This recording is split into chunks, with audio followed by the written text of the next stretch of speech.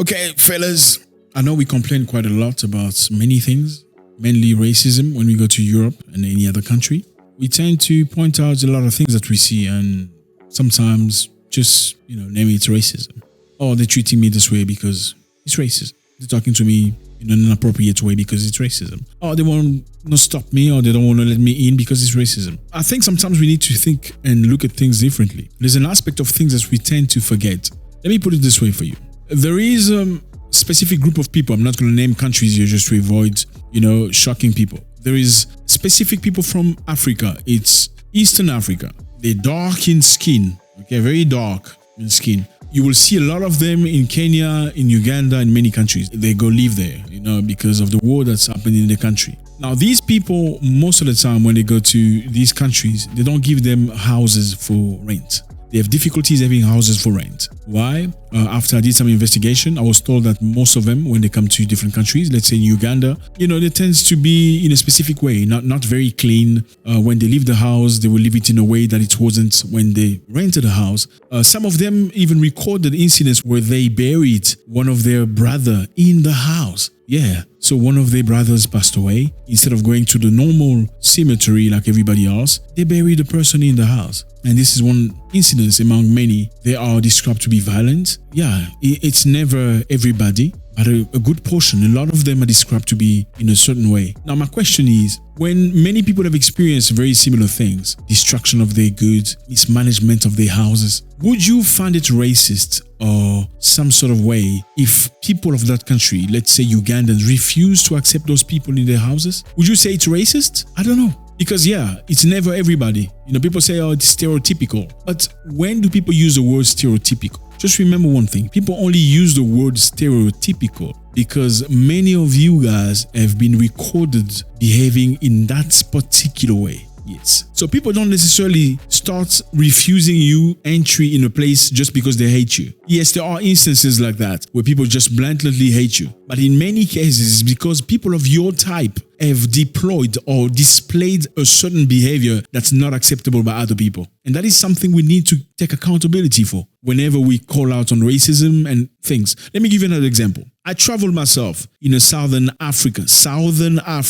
I said Southern African country. There are many of them. I traveled to one country where I got to a traffic light and I saw a white lady in a car. She just winded a windscreen up to block the passage between me and her.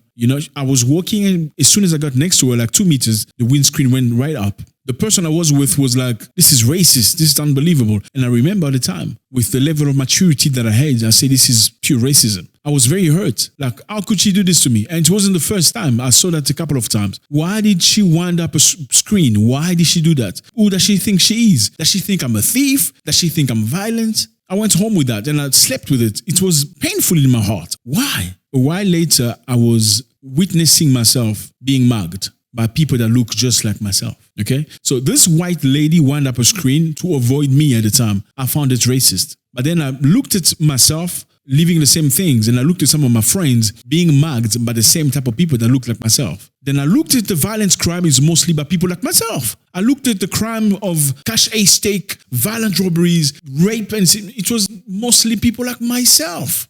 Now, was I right or wrong to say that she was racist? Was she wrong to try to wind up a screen because she was trying to protect herself? No. So I don't think it's right to say people are stereotypical. They don't like us. They are tribalistic. Maybe your tribe is very arrogant. Maybe your tribe is very violent. It's very easy to say, no, it's not all of us, but maybe many of you are violent. Maybe many of you, the easiest way to find solution is to fight. Blood is to spill somewhere. People are not stupid. They read. Yes, as much as I believe there is racism, there's tribalism, I do believe there are those facts, but I believe many more situations occur when people notice in a specific group of people a certain behavior that is not acceptable. Okay, I say it, I'm going to say it again. People are not obliged to just love everybody.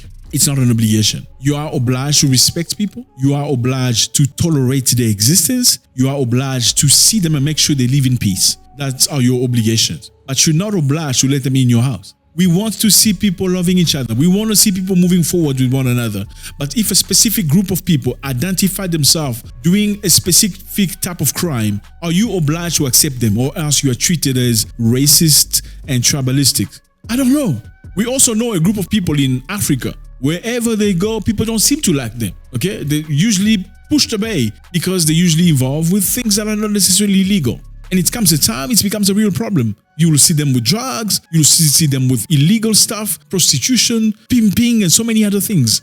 Now, when you say those people act in a certain way, are you lying? Not you're not lying. You're not lying because many of them have displayed that type of behavior. It doesn't necessarily mean everybody do or everybody does it. It means a good portion of you people have shown this type of behavior. You are maybe a victim, okay? You may be one of those who don't do those things. You just happen to be part of the community where people do certain things that other people don't like. Now, do you have the right to say, don't treat me this way? You are racist. You are tribalistic. I don't think so. I think people of your kind have displayed a certain way of living. That's why I believe as much as where I come from and, people where I belong, I know they are not accepted for certain things. When those things occur, I know when to shut up because I understand. I'm just a victim. I'm just living the repercussion of things my fellow, countrymen have done. That's what life is about. So I don't think we should see racism everywhere. Some of the time, racism or whatever we call racism is due to some other people's past experience. Now, should we blame them for having past experience? I don't know.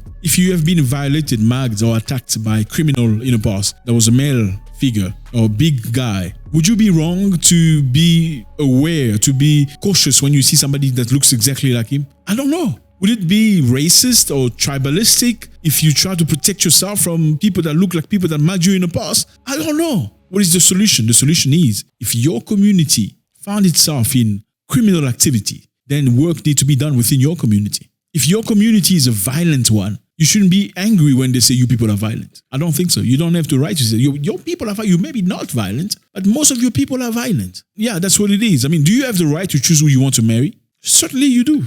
Do other people have the right to say, okay, I don't want my daughter to marry this person? Does that make him tribalistic? I don't know. I think it is his choice. If he has experiences to back that up, if he has negative experiences, who are we to judge him? I don't think so. I think we need to stop being defensive, saying these people hate us. No, they don't necessarily hate you for nothing. If you look at it properly with neutral eyes, fair judgments, you most of the time will see, if you stable enough mentally, you most of the time will see why some people don't like you people. And that's where comes emotional intelligence. Look, every community has goods and flaws and negative things.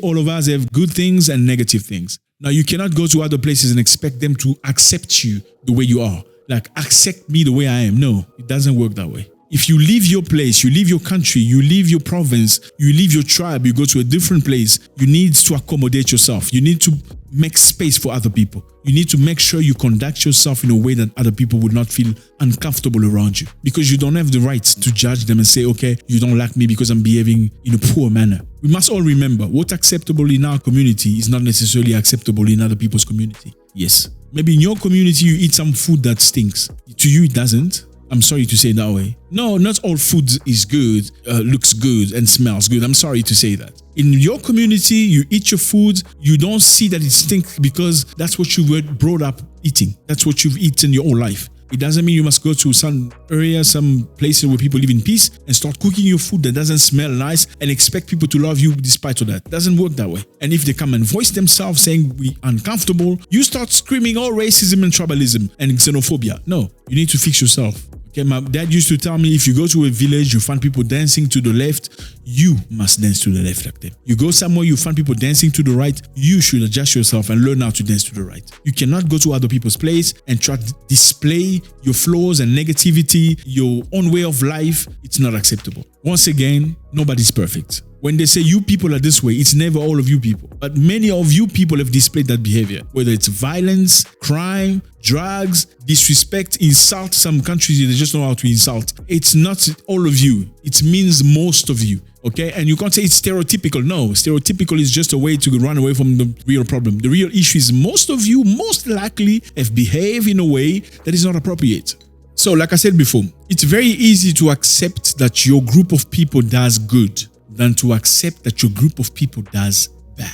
I'm going to give you a very simple example. You go to some countries, we all know that. In many African countries, there are always like a group of people, like a tribe that's very involved with money. They always lack making money. They always do good with business. They're all money-savvy tribes. Most of the time, you see them. I don't know, maybe it doesn't exist in your country, but in most African countries, you'll find such tribes. And whenever you speak to those people, saying these people are, they do good with money. They go, yeah, we are very clever with money. We do great with money. These people are good entrepreneurs. Yes, we love that. We're good. They will accept that with no issue. But whenever you say you people are doing bad, you are within criminality and negativity. Oh no, don't generalize. Don't do that. How can you say that? Curiously, they never use the same energy when you say good about them. So when you say you guys are good entrepreneurs, they go, yeah, yes, we are. But when you say you guys are criminals too, they say, no, don't generalize.